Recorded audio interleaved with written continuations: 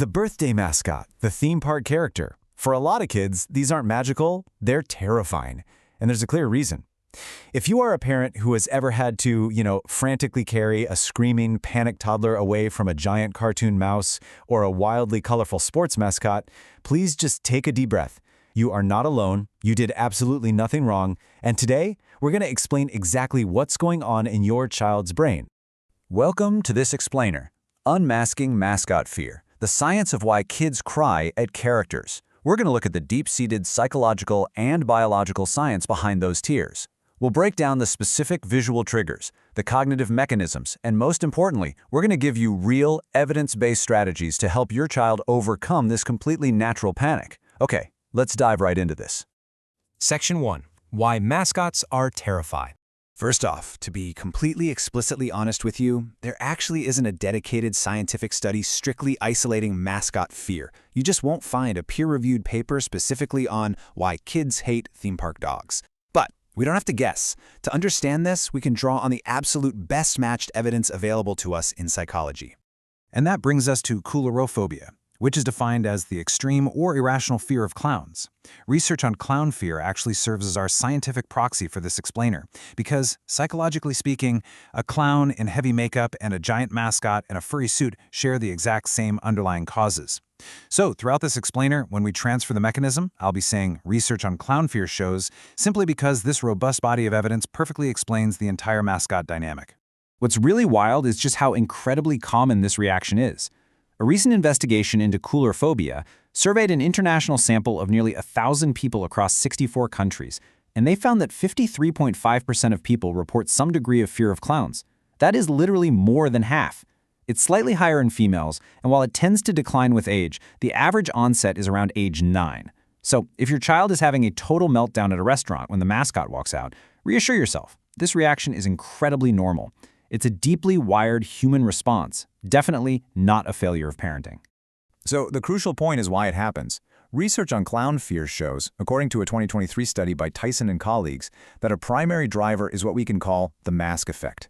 Costumes and masks hide or distort the crucial facial cues that children completely rely on to judge someone's intent. As humans, we are biologically hardwired to scan a face, the eyebrows, eyes, mouth, to determine, is this person safe? Are they angry? When a face is hidden behind a frozen mascot head or obscured by thick paint, that emotional transmission is completely blocked.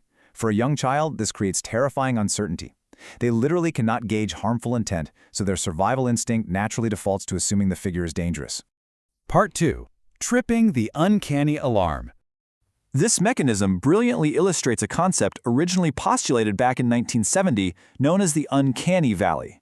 This is that unsettling, kind of creepy feeling triggered by a figure that appears near human, but not quite human. Think about it like this. A completely robotic arm is fine, but a highly realistic prosthetic arm that feels cold to the touch makes us uneasy. A mascot has 2 arms and 2 legs, sure, but their head is massive, their eyes are painted wide open, and their proportions are completely bizarre. This frozen, oversized, not quite human appearance actually trips a deep biological alarm in our brains, an evolutionary mechanism designed to protect us from pathogens, disease, or predators. And man, this builds into a perfect storm for toddlers. You take that uncanny, unreadable figure and you add unpredictable, erratic movement. Mascots don't move like regular adults. They wave wildly, they jump, they break social taboos by suddenly stepping right into your personal space. Then, you combine all that with a young child's still developing fantasy versus reality filter. Very young children simply cannot yet fully separate make-believe from the real world. So, while you, the rational adult, see a teenager in a hot, fuzzy suit doing a job, your toddler's brain reads a giant, unpredictable, unnatural creature that shouldn't exist. To them, a friendly, waving mascot reads as an absolute, genuine threat to their safety. Section 3. How gradual exposure helps. So what actually helps? The absolute best approach is gentle, child-led, graduated exposure. Number 1, introduce the character from a safe distance, letting the child observe without any pressure. Number 2, and this one is incredibly effective, let the child watch the costume go on or watch the head come off.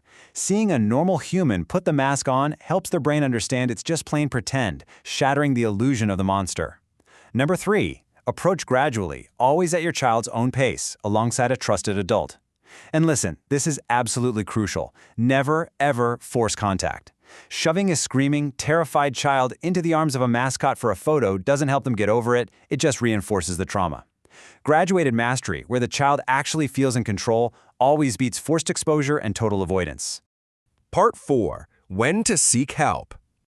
I really want to emphasize that a toddler or preschooler crying or hiding from a mascot is highly developmentally normal. It is literally a healthy, functioning brain trying to protect itself from an unreadable threat. However, you should definitely seek professional input if you're seeing persistent, impairing anxiety. If your older child is actively avoiding everyday situations, like refusing to go to any birthday parties, avoiding all public parks, or experiencing severe distress that disrupts their daily life, that's when it crosses the line into a specific phobia. And if your child does cross into a clinical specific phobia, there's some brilliant news coming from a major randomized controlled trial known as the ASPECT trial, published in 2023. Traditionally, multi-session cognitive behavioral therapy, or CBT, spread over 6 to 12 weeks has been the gold standard for childhood phobias. But researchers tested a much briefer alternative called one-session treatment, or OST. OST involves just a single assessment hour followed by one 3-hour exposure session. The trial, which included 268 young people, proved that this single-session treatment is completely equivalent in efficacy to multi-session CBT. It also marginally decreased service use costs and maintains similar quality of life outcomes. So if you ever do need clinical help, just know that fast, highly effective, and less burdensome treatments definitely exist. Understanding exactly why our kids react this way is the very first step in guiding them through it, with empathy, patience, and actual science on our side.